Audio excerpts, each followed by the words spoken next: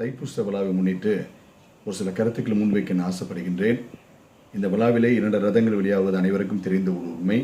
இருப்பினும் இதை ஒரு மனவேதனையாகவோ அல்லது கருத்து வேறுபாடின் அடிப்படையிலோ ஒருவருக்கு ஒருவர் குறை சொல்வதோ ஒருவருக்கு ஒருவர் குற்றச்சாட்டு செய்வதற்கான காலங்கள் முடிந்துவிட்டது.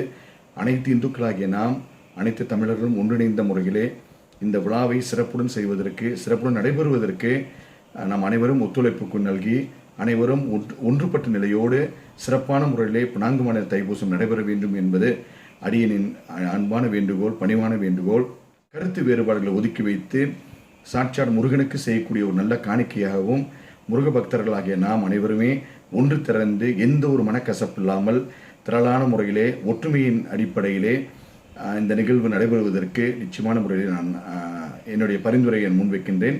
நிச்சயமாக மலேசிய இந்து சங்கமும் தன்னால் என்ற அளவுக்கு நிறைய தைப்பூச விழாவிலே அந்த நெறிமுறைகள் கட்டுப்பாடுகள் எப்படி இருக்க வேண்டும் என்ற அடிப்படையிலே பல காரியங்களை செய்து வருகின்றோம்.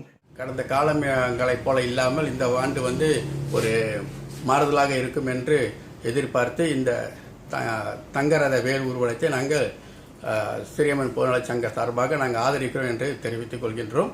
என்னை பொறுத்தவரை தங்க ரதத்தில் போகிற வேலுக்கும் நான் வணங்கி கும்பிடுவேன்.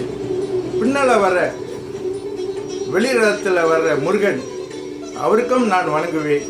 ஏனால் நம்ம தெய்வம் வேலும் நமக்கு வேணும், தங்க ரதமும் உள்ள முருகனும் நமக்கு வேணும். நான் 2ஐயும் வழங்குவேன். எனக்கு பிரச்சனையே இல்லை. என் குடும்பத்தோடு போய் 2ஐயும் வழங்குவேன். இந்த வருடம் 2 ரதம் போகுது. ஒன்று தங்க ரதம், ஒன்று வெள்ளி ரதம். நம்ம தங்க ரதத்துக்கு நிச்சயம் ஆதரவு கொடுக்கணும். ஏன்னாக்கா அது வேலை எடுத்துகிட்டு போகிறாங்க. இந்த வருஷம் தான் வேலை பார்க்க போகிறேன். நம்ம இந்த வருடம் இந்த தைப்பூசம் ரொம்ப சிறப்பாக நடக்கணும். இவ்வாண்டு தைப்பூச பெருவிழாவில் பினாங்கு இந்து அறப்பணி வாரியத்தால் தங்கரத ஊர்வலம் மிக விமரிசையாக ஏற்பாடு செய்யப்பட்டிருக்கின்றது.